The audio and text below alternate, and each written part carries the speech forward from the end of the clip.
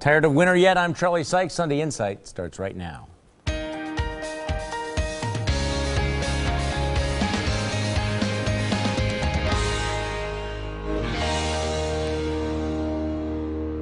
Good morning and welcome to Sunday Insight. In the week that was, the big chill is here with temperatures dropping about 40 degrees in just a couple of days.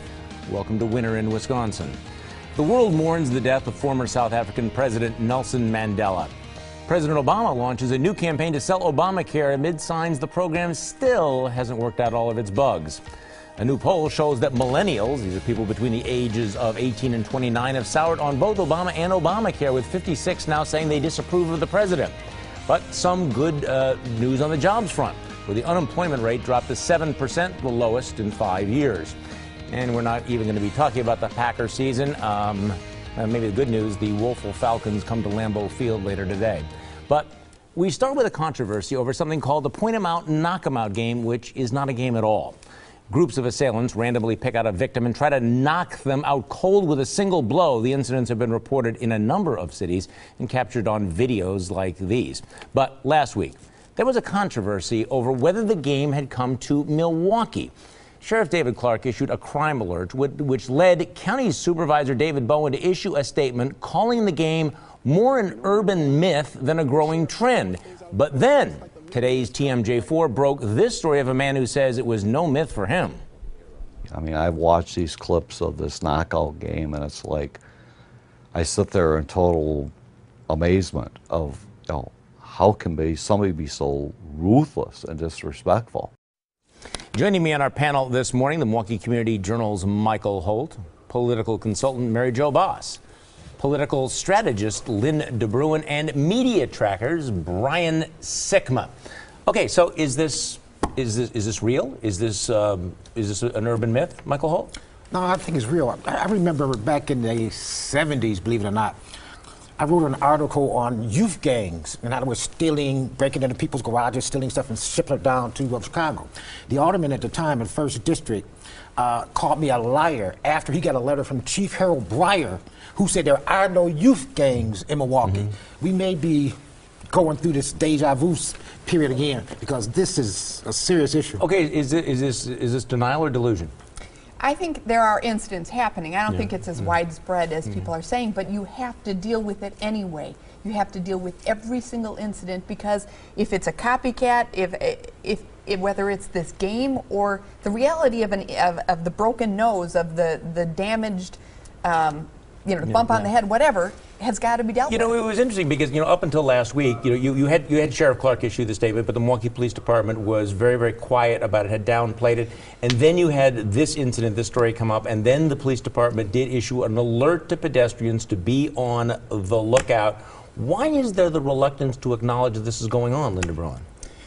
Well, I don't know. I think in some of the other cities, in fact, these have been reported since 2010, right. And in St. Louis, a victim actually died. Right. And so this is, as Mary just said, this is really serious. I think that because in some cases there's a racial component. In New York City, there were African-American kids beating up Jewish victims, and so there's a hate crime component. There's other issues. A blind man got beaten up. So I think there's some sensitivity about the different groups of folks. Okay, well, let's talk about the sensitivity, because look, if you had, and there is obviously a racial component here, but if you had groups of white kids going around attacking black individuals like this, there would be a huge national outcry. We would be compelled to talk about it. Maybe even the president himself would address this. So why, when it's reversed, is it like there is this taboo about talking about it?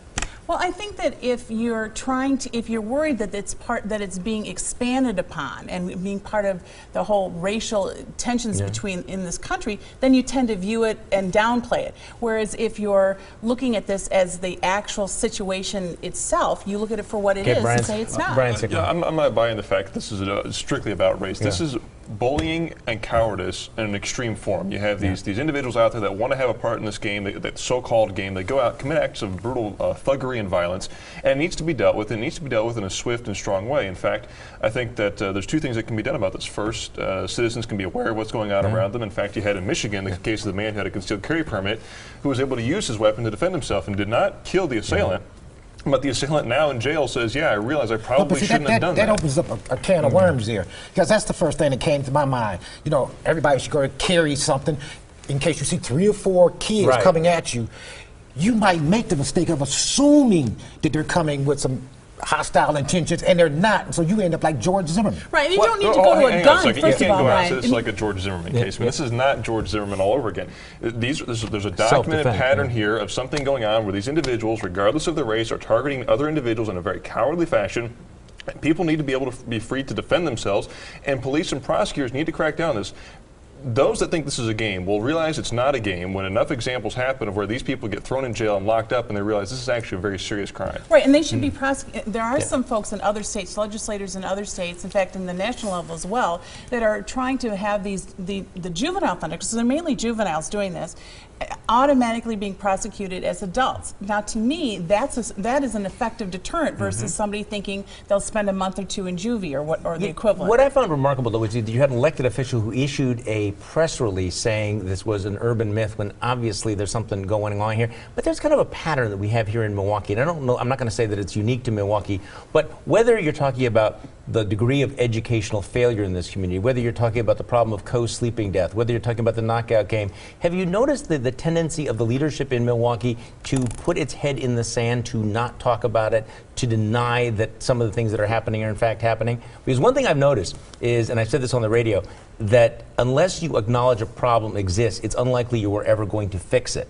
And maybe one of the problems that we have in this community is that rather than having leadership, we do react to these problems with a sense of denial. Yeah, I guess we're particularly sensitive, black folks. We're particularly sensitive because until somebody mentioned black kids doing this, I had no idea who was doing it. I would assume it would be anybody. Kids of all different colors and nationalities doing this. And there's so many stereotypes about the black community, and there's tension and animosity. So why would you fuel this? I can understand what Bowen was saying. Okay, what is your glass half full this week, and what has your glass half empty? Let's go around the table. We'll start with you, Mikel Holt. Well, my glass is half full, about half empty, because we know that this push to raise the minimum wage to $15 is going nowhere. It's half full, though, because at least some folks are getting out, bringing the issue forward that the minimum wage should be raised in America. Mary Jo Baas. Well, my glass is half empty because Obamacare is such a disaster for so many people.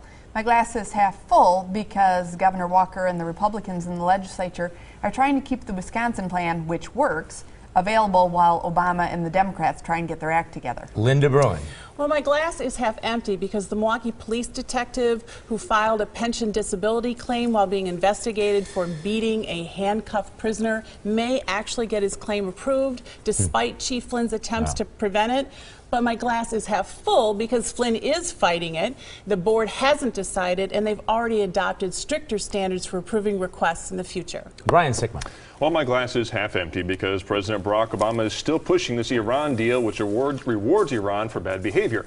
But my glass is half full because someone, many speculate the Israelis, is still taking care of business. And this past week, a top Iranian-backed terrorist met his eternal reward in Beirut.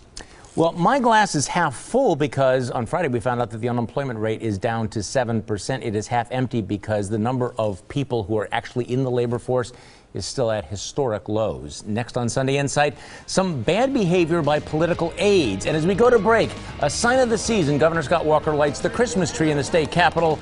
Christmas is just over 2 weeks away.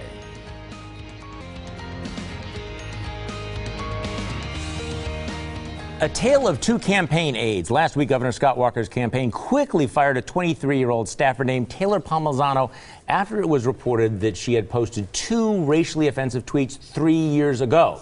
Meanwhile, Democrat Mary Burke's campaign announced it had hired a grassroots organizer named Paula Zellner. According to a police report from the Racine Police Department, Zellner was one of the organizers of a protest that frightened and intimidated elderly attendees of a private fundraiser. Witnesses identified Zellner as the main instigator of the protest that ended with 17 of the demonstrators getting tickets for protesting at a private residence. As of now, Burke's campaign looks like it's going to keep her around. So what exactly is the standard for when aides get fired and when they get kept around, Brian Sikma? Well, it seems that there's a double standard in this state. You know, if you work for a Republican candidate, if you do anything wrong, you're going to be fired because the media is going to hound you for this. And, you know, Dan Bice, I mean, come on, the staffer's 23 years old. I don't know why he's decided to zero in on this. Certainly the comments she made were unacceptable. They were foolish. They were dumb.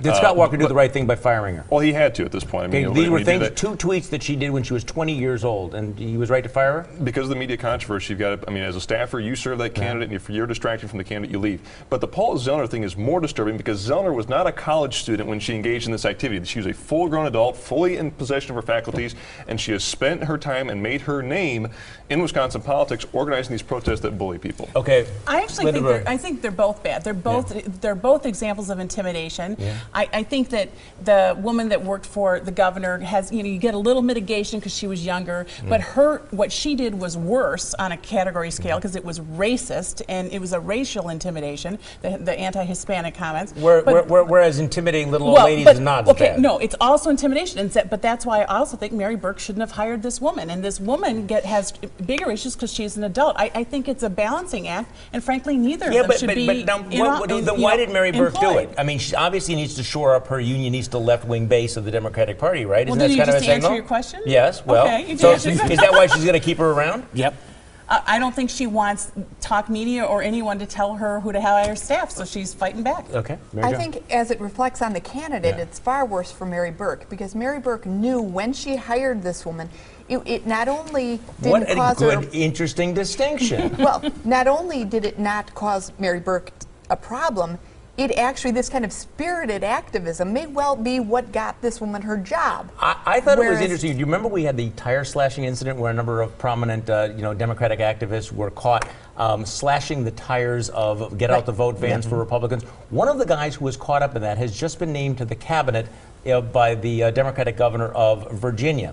So not only do incidents like this apparently not end your career, they actually appear to be rewarded by some Democrats. So I think the problem here for Mary Burke is this, that the tactics of the unionistas, the protest, the crossing the line, the getting in people's face, I think backfired very badly in 2011 and 2012. And yet by naming Paula Zellner to run her grassroots campaign, Mary Burke is essentially embracing many of those tactics. Somebody that practiced those tactics, embraced those tactics, is associated with them, and she's going to have to make a decision whether or not she wants to do that. Because, of course, you're running for office. We don't know Mary Burke. We don't know what kind of a person she is, what kind of a candidate she is, what kind of a governor she would be, and this could be one of those defining choices. Now, you may not want to hear it.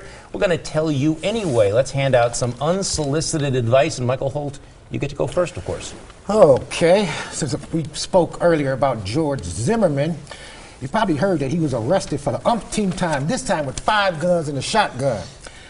My advice to him, if you live in a fishbowl, you probably need to keep your mouth closed. Mary Jo.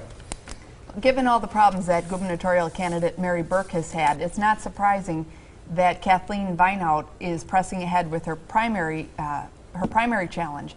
My advice for Democrat State Party Chairman Mike Tate is, whether or not you want it, you're going to get a primary. Lynne DeBruin. Well, the Milwaukee County Board will soon have to vote on whether to spend $24,000 to settle the sexual harassment claim against former County Board Chairman Lee Holloway. But if the settlement isn't approved, the tab could eventually be more than $300,000. So my advice to the County Board is to hold your nose and vote for it. But have your county attorneys at least ask and request Lee Holloway to pick up the tab. The settlement can't legally be dependent upon it, but Holloway should be on a hot seat for the board and the taxpayers having to clean up his mess. Brian Sikma. Well, my unsolicited advice is for congressional candidates everywhere. Even though Milwaukee Congresswoman Gwen Moore can spend $2,300 on a personal chauffeur in Virginia in a 3-month time period, if you're in a competitive district, you better not try this trick at home. Well, my unsolicited advice is the guy that got fired from the McDonald's last week and went on television saying, I demand to get my job back. You know what? Maybe you should be out looking for a new job because you're not going to get one doing hanging out at protests. Next on Sunday Insight, the protests over the minimum wage. Are fast food workers demanding too much?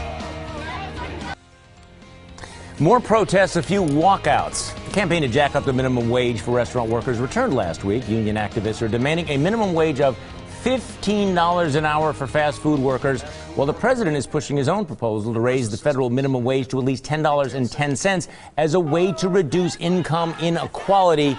Do you agree with that, Lynne DeBruin? Well, I don't agree with the $15 an hour. I think that is just that's just too big of a jump. I do agree with an increase in the minimum wage, whether it's $10.10 or something in that range is fine with me. We're at some all-time lows for the minimum wage comparatively to 20, 30 years ago. But I think that, you know, whether this is a lobbying tactic of theirs or not to start at 15 and end up at 10, I don't know. The Milwaukee County Board is actually voting this month in December to do a living wage increase to over $12 an hour for anyone who does contract work for the county. And is that a good deal for the employees and for the taxpayers? Well, actually, in that situation, no, because it's, first of all, it's unequal. They wouldn't even be paying their own employees that much. Okay, Mary Jo Baas. The problem isn't that we need a $15 wage. What we need is a way to help these workers develop the skills that make them worth $15 an hour. It is absolutely absurd that someone is trying to support a family at an entry-level job at McDonald's. That's why they're called entry-level jobs. I mean, we need more middle-class jobs, right, Mikel Holt, as opposed to simply waving a magic wand and saying, oh, we're going to pretend these entry-level jobs are middle-class jobs, because that's not going to work out well in the end. No, you know, in principle, I support these folks. Yeah. You know, I support the $10 minimum wage as well. But if you think it's true, $15 an hour, they would either have to fire half the workers at McDonald's or raise the price of the hamburgers so high that they would go out of business. Or eat into their profits. Okay, That's folks, a profitable industry. Here's my advice. Remember that story about Amazon.com using drones to deliver packages?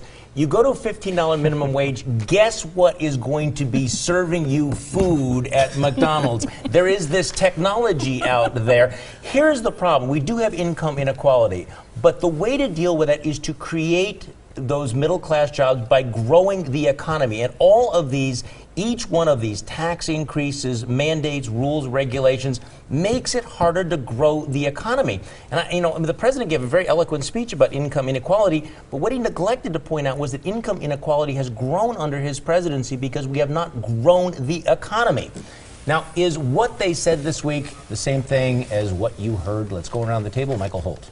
I'm going to amend this a little bit. If you get a letter in the mail in Georgia to be on a jury panel, under occupation, one of the occupations states slave. That's right, slavery, Georgia, 2013. I think what they were really saying, this is a wishful thinking. Mary Jo Baas. Well, ESPN columnist LZ Granderson said, Americans have said we can deal with the lies that President Obama tells us because we believe in his heart he has the best interests for the American people. What I heard was, even Obama's most ardent supporters are admitting he's a compulsive liar. Lynne DeBruin. Wow.